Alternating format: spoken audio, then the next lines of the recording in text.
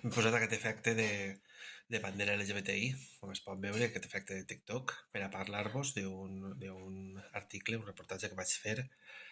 el 2020 al voltant de la gent gran LGTBI com era representada als mitjans de comunicació. El reportatge es titulava Invisibilitzada, eh, víctima i sense veu pròpia, la imatge de la gent gran LGBTI. I bueno, es deia així precisament per això, perquè gairebé no n'hi ha notícies sobre la gent gran LGTBI i quan les n'hi ha solen ser sense veu pròpia, és a dir, normalment solen parlar d'ells experts i altres, però no solen parlar ells directament, la gent gran en si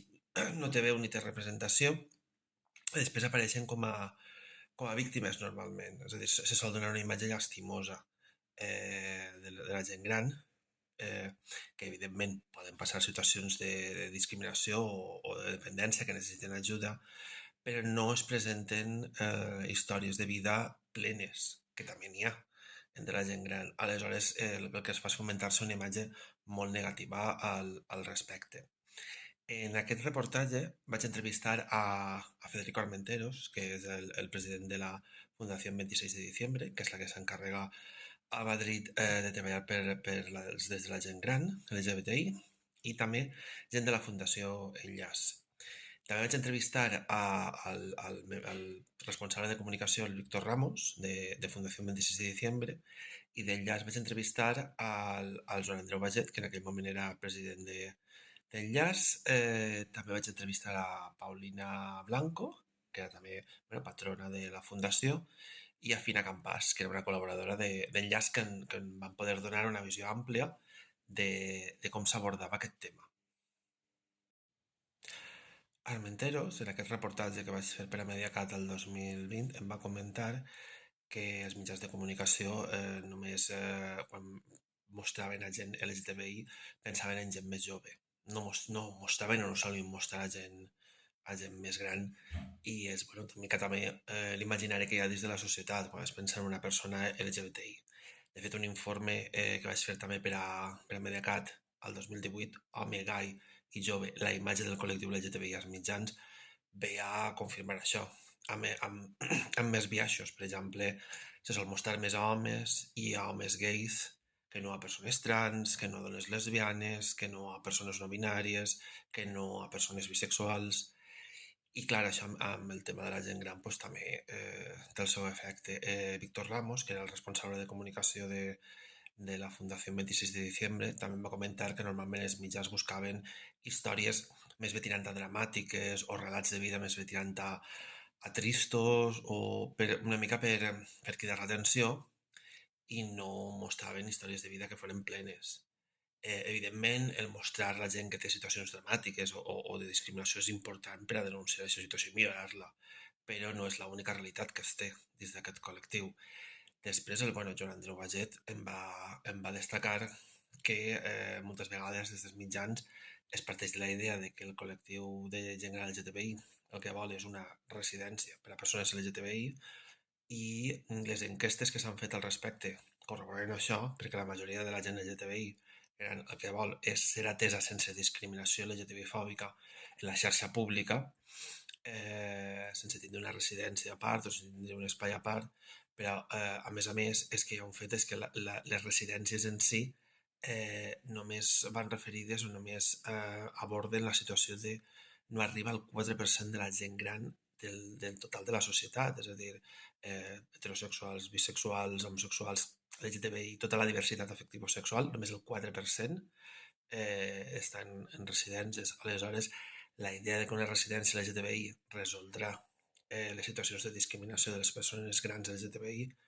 eh, és una història que es ve molt mediàticament perquè tampoc és certa ni és real. També per part d'Enllaç, Paulina Blanco, que és una patrona de la Fundació Enllaç, ressaltava i criticava com a vegades no se'ls donava veu en aquests reportatges o aquestes informacions que es feien al voltant de la gent gran LGTBI, se'ls infantilitzava i es parlava sobre ells a través d'experts, però no amb ells directament, no involucrant-los, no preguntant-los directament. I Fina Campàs, col·laboradora també en aquell moment d'Enllaç, el que destacava és que feien falta referents de gent gran LGTBI, bueno, concretament en el seu cas també destacava de referents trans i també de gent gran LGTBI que tingués o que contés vides plenes i felices, que també els hi ha, tot i que,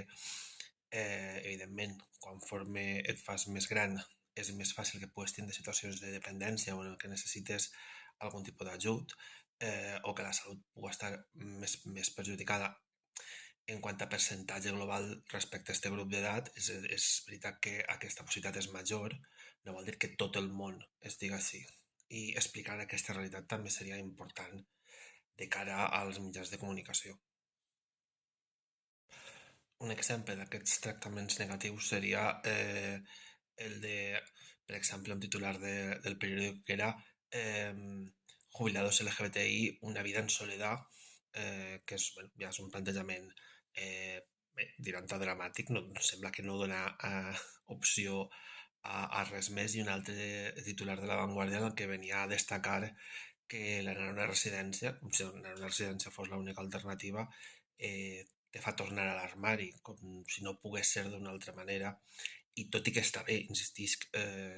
denunciar les discriminacions que existeixen i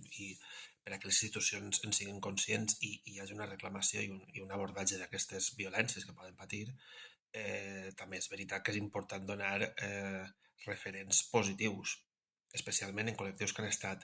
discriminats i han estat invisibilitzats.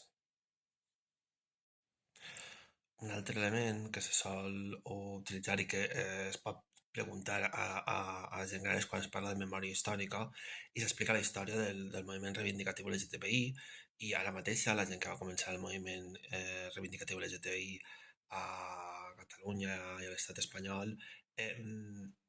ara comença a complir 65 o més anys, i sí que és veritat que aquesta generació està arribant ara a ser gent gran. Aleshores, recuperar la memòria històrica del que es va fer i del que es va aconseguir en aquell moment és important, però no deixa de parlar d'ells quan eren joves. És a dir, és com si la memòria històrica se tingués en l'època de ser jove i no es pogués remarcar, no es pogués explicar que, per exemple, des de Catalunya amb Fundació Enllaç o des de Madrid amb la Fundació 26 de diciembre, és una generació que també està lluitant, és a dir, una generació que amb 65 o més anys està lluitant per tenir el seu lloc i els seus drets, i al mateix temps també està lluitant perquè les generacions que vinguen futures tinguin un camí més fàcil a l'hora d'envellir. I aquest serien una mica les conclusions del reportatge que vaig fer, i espero que us hagi interessat.